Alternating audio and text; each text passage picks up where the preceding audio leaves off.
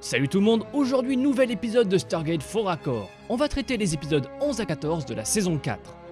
Et sans plus attendre, on commence avec l'épisode Point de non-retour qui marque la première apparition de Martin. Je viens carrément de l'espace.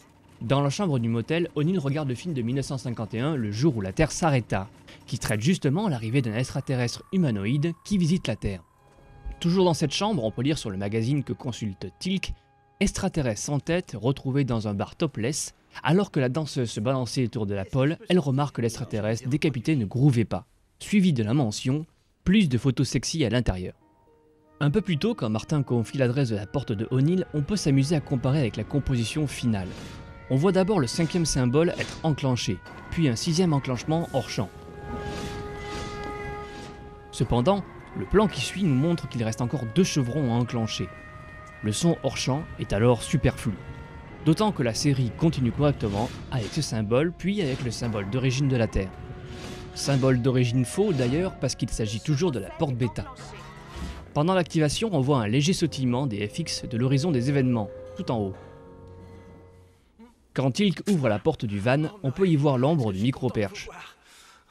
On voit aussi le perchiste, la perche et le caméraman dans le reflet du camion de surveillance, ici. Et on peut aussi clairement identifier les doublures pendant la fuite. Enfin, quand Martin est sur sa planète, on remarque que le plan général est identique au plan où Martin est présent.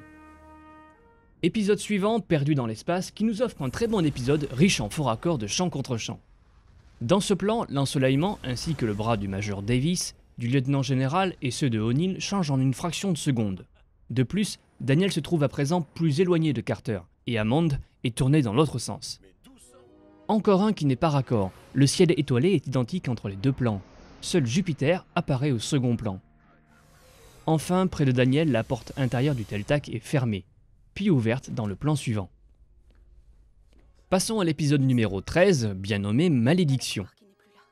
Les objets placés sur ce long plan ne sont pas tous présents sur le raccord. Par exemple, l'ordinateur qui disparaît derrière la lampe, et cette petite statuette aussi, qui a été retirée. Encore un magazine qui nous amuse, comme ce chien qui a gagné 6,2 millions de dollars au loto. C'est ce qu'on dit.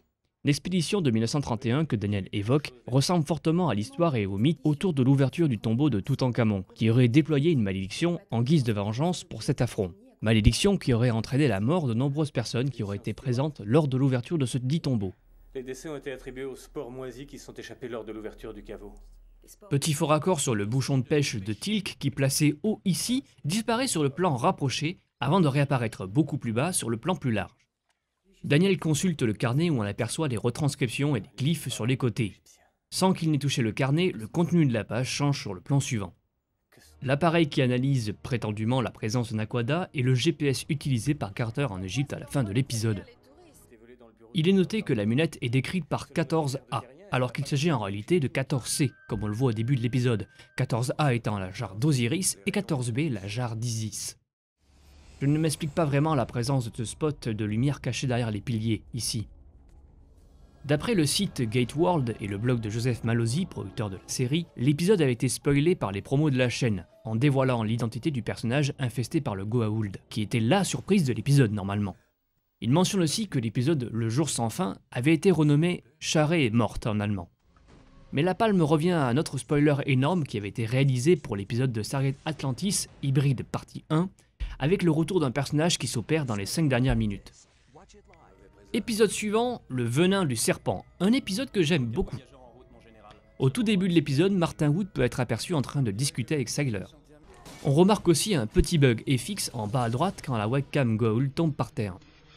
Autre bug FX, on aperçoit la fin de l'image au-dessus de l'épaule droite de ce Jaffa, comme si le calque n'épousait pas les bords de la fenêtre.